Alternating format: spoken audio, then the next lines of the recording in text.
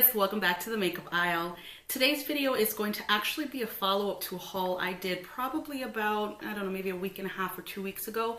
It was a high-end haul and I had said that I was going to follow up on the products after I had used them and give you a review on the things I had used.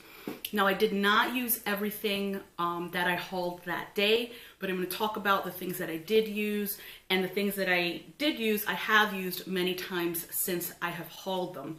I've also added in a few new products that I've purchased recently, so I thought that I would review actually everything together and haul the new stuff as well. I've used all of the new stuff, so not only are you going to see what I purchased, you also get a review on everything that I've used and what I think of the products that I purchased. So without further ado, let's get started. The first products that I had purchased that I hauled a few weeks ago was one of the Kat Von D Shade and Light palettes, and this one is in the Plum collection. That's what that looks like. And so basically you have 4 colors or 4 shades. You have a light, kind of a mid-tone purple, or yeah, purple, I guess it's not really lavender, then a darker purple, and then this big shade over here I usually use to either as a base, or I will use it a little bit on the brow bone if I don't want to go too white. So using this, I think I have the same review that a lot of people do, or kind of the same things to say.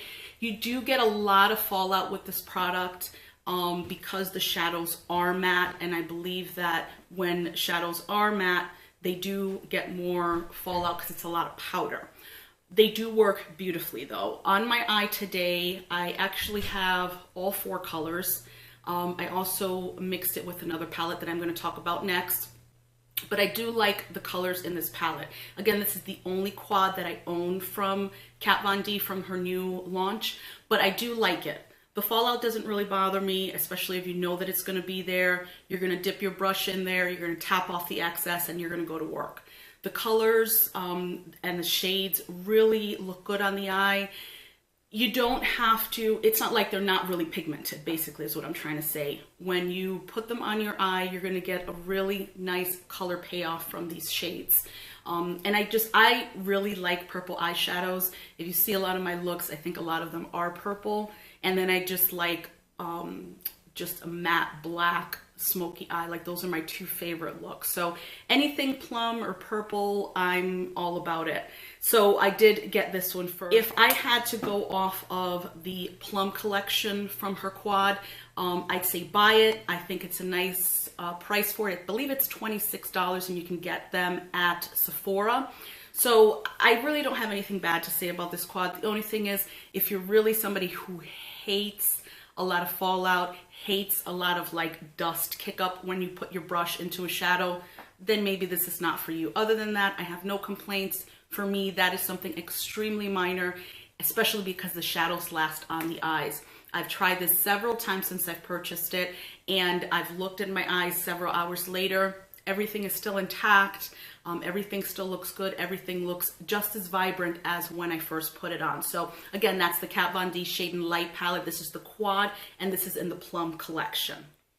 The next palette that I have to talk about is one of the Natasha Denona 5-color palettes. She has many of the 5-color palettes, like, gosh, I want to say more than 10 of them. I usually get these on Beautylish, which I really like them, like their customer service. So I'm going to definitely continue to buy these 5-color palettes from them. So of course, as you can see, they're purples. This is palette number 10. They don't really have names per se with the shades that you get, but that's what you're looking at right there. So the shades in this palette are as follows. Nina's Orchid, True Gold, and that is a True Gold kind of sparkly glitter, and I'll talk a little more about that. Aubergine, Vintage, and then this one is Satin Skin. So I'm going to try to get this a little closer to see if this camera will focus in on these shades. It may not, just because there's like, there we go. So that gold you see there is just what it says. It's like a true gold. I actually have that on the inner corner and kind of up on the lid about a quarter way. I don't know if you could see it or not. I used most of the colors for this eye look from this palette today. Although again, I did use some of the, actually all of the shades as well in the Plum Quad from Kat Von D. So this color right here, Nina's Orchid, I was quite surprised because I've heard really good things about this, about actually palettes from Natasha Denona as a whole. I felt like that light purple, you had to keep building up and building up, and I mean building up. I think I went back into this color, gosh, no less than like 7 or 8 times for each eye. A lot of kick up on the matte shades, which is this one and this one. But again, I think that's expected of anybody's palette, whether it's super expensive or super cheap. The softer colors, which are more like, they're not really satins. They're my like glimmers, I guess, if you will. This one's definitely, this gold is a full-on glitter. So if you're looking to get like a really nice opaque, perfect gold shade, it's not that, just to warn you. And actually, when you keep dipping into that gold, you're gonna get like flecks of it, which is fine because then it intensifies the gold color. So I really do like that about that. Again, this purple shade, I had to build and build and build until it was the exact shade that I wanted. Everything else was absolutely perfect right off the bat. This darker purple here is beautiful. The gold, not usually a shade I use on my eyes, but I was so impressed with that. So I'm glad I did get this palette. I definitely will continue to use it. It's my first and only Natasha Denona palette. But again, I am going to be getting more because of the quality of these shadows. So this is another one that I'm glad that I bought. I think it's a winner. It's just absolutely beautiful in the pan, beautiful on the cheeks. I probably wore it that whole first week after I purchased it and after I had hauled it. And it is one of my new favorite blushes, hands down. I've heard mixed reviews about this from other people. I absolutely love it. I love how it sits on the skin. Absolutely love how the ombre, and it's not a big difference if you see, it's not like it's like all dark red up top and light pink on the bottom. The gradation of it is very minimal. So it's, just a little bit of a difference. But on the cheeks, it is gorgeous. It is just this beautiful pink, I don't know, this like flush on your cheeks. I absolutely loved it. And as soon, like the first day, I was like, I know I'm going to love this blush. It lasts a nice long time. It doesn't stay with me all day. I tend to rub my face a lot. I tend to have a lot of issues with just kind of resting my cheeks or my face in my hands. So blush on me doesn't really last a long time regardless of who is the maker of the blush, but I really do like this. And like I said, I used it for the entire week after I had hauled it, and I was not disappointed in it. Every time I put it on, I'm like, oh my God, this blush is absolutely beautiful. So again, this was an item that I was so glad that I purchased, and when I'm done with it, I'm definitely going to purchase it again. So a couple of new products, like I said, that I purchased recently, but I have used, so I'm going to haul them and review them at the same time. The first of which is the NARS Radiant Creamy Concealer. I know a lot of people between this and the Urban Decay Naked Concealer are like an absolute heaven. And this I really do like. I've used it probably about 3 or 4 times since I've purchased it. And I do like it. It goes on really creamy, sits nicely on the skin, doesn't tend to settle into the fine lines and that sort of thing. And once I set it, I'm good to go. The shade I am in, if you're interested, is Biscuit. I tend to not go too light with my concealers. It's very, very rare. And because I am, a little darker, I'm not a fair-skinned person, when I put the banana powder under my eyes to set my concealer, it tends to lighten up that area. So for me, that's good enough. I don't like that area to look too light. I always highlight the top of, the tops of my cheeks. So for me, that's good enough. So this shade worked out beautifully. I'd ordered this online through Nordstrom. So of course you kind of play the guessing game and hoping that the shade that you pick works for you. This worked for me. So this is definitely one that when I finish using, I will be repurchasing. The next item I have here that I recently purchased is the new Tarte Tarteist blush cheek palette.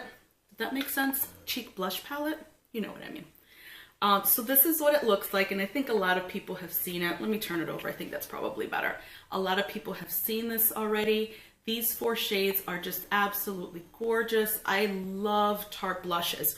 One thing that I do like about them, if you have oily skin, we're hitting summer here in Connecticut, so unfortunately I get oily, I get sweaty. It's just like inevitable when it's really hot. Tarte blushes are made with Amazonian clay, so they tend to keep oils and sweat and things at bay, which is something I really like about their blushes. Plus, they are very pigmented. They go on beautifully. They last a really nice long time. I have been, you know, having my eye on this palette, and I ordered it, I believe it was through Ulta, and got it in probably about, I don't know, several days ago. And so since I purchased it, or since I received it, I'm sorry, this has been in my everyday makeup organizer on my dresser so that I could use it every day, and I have been, and I really love it. That is what I have on my cheeks today. I have the shade Love on there, which is really nice. And sometimes I'll mix that one with Dream, which is the pink one over here. So this is definitely something, it's one of those things where you know you're not gonna go wrong for the most part. Tarte, I love their blushes. I just knew that I wanted. I've never met a blush palette, I think, that I didn't love. So the last item that I have to share with you is one of the Anastasia of Beverly Hills Glow Kits. And I did end up getting Gleam, and these are the shades there, which actually, let me hold it this way. I think most people have seen this. This has been out. I'm a little late to the game. But as highlighters go, just an excellent, excellent palette. I mean, these pans are huge. Once you put it on there, it's just like pow. So you can, you know, you can build it up to make it really, really beautiful, really, really bright. It lasts on the cheeks. Anywhere you put it, really, it lasts. So again, the one I got is Gleam, which I felt for me were the shades that I wanted to use more.